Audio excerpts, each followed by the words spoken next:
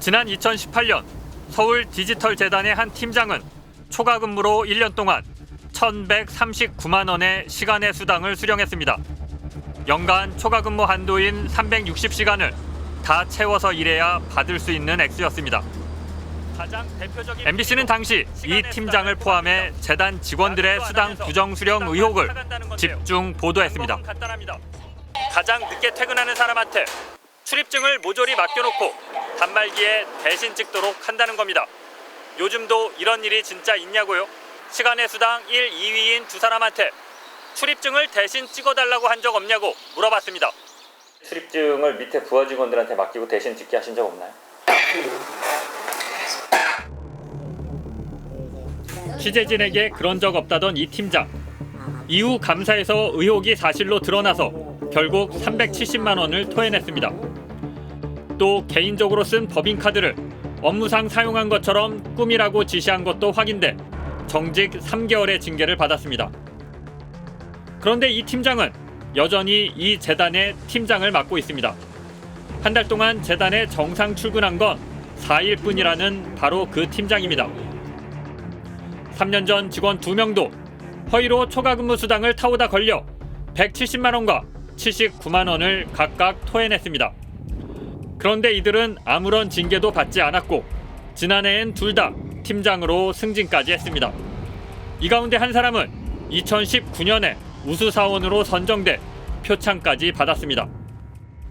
국민에 대한 배임행위고 중범죄라고 생각을 하거든요. 근데 아무런 징계도 없다라는 건 이건 좀 너무 심하지 않나. 감사위원회를 또 못 믿겠더라고요. 처분이 너무 낮게 나왔으니까. 3년 전 서울 디지털재단의 김모 실장은 관용차를 사적으로 이용하다 적발돼 견책 처분을 받았는데요. 올해 병가와 겸직 신청서를 함께 냈다 논란이 됐던 그 직원입니다. 재단 직원들은 각종 비리로 적발돼도 솜방망이 징계 후 유야무야 돼버리고 승진까지 하니 비위가 근절되지 않는다고 성토합니다. 이게 아무래도 공공기관이다 보니까 한번 인원이 뽑히면은 철밥통처럼 해고되거나 그런 경우가 없어요. 구조적으로 어떻게 되지 않는 이상 이런 행태는 계속 이어질 거가 이제 보이니까 직원들은 차라리 내가 이 회사 직원이지만 그냥 없어지는 게 낫겠다 이런 생각 가진 직원들이 많아요. 앞서 본 서울 디지털재단은 5년 전 설립됐습니다. 바로 옆 건물의 서울기술연구원은 3년 전 만들어졌습니다. 그런데 서울시 산하에는 비슷한 성격의 기관이 이미 두 곳 더 있는데요. 서울연구원과 서울산업진흥원입니다. 1992년 개원한 서울연구원은 서울시의 대표적 싱크탱크로 정책 연구를, 1998년 설립된 서울산업진흥원은 기업들을 지원하는 일을 하고 있습니다. 이 두 곳의 기능을 조금씩 가져와 디지털재단과 기술연구원을 만든 겁니다. 비슷한 역할을 하는 다른 기관들은 충분히 있을 거기 때문에 굳이 예산을 많이 투입하면서까지 있어야 되는가. 그러다 보니 업무 중복과 예산 낭비, 그리고 관리 소홀의 문제가 복합적으로 나타나고 있는 겁니다. 출연 기관들의 이 같은 부작용은 비단 서울시만의 문제가 아닙니다. 지난해 7월엔 성남도시개발공사 직원이 전산 서버실에서 몰래 비트코인을 채굴하다 적발됐습니다.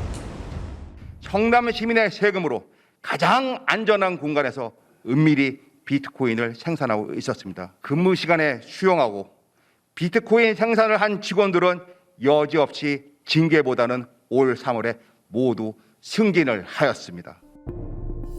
광주과학기술진흥원 직원들은 지난해 초과 근무 한도를 꽉꽉 채워 수당을 타오다 문제가 돼 수당 일부를 반납했습니다.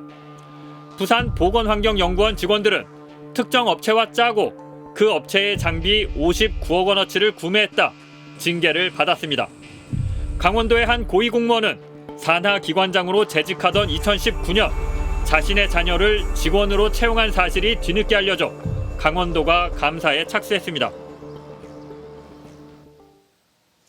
자, 이쯤 되면 지방자치단체가 출연기관을 만들어 놓고 그냥 방치한다는 생각까지 드는데요.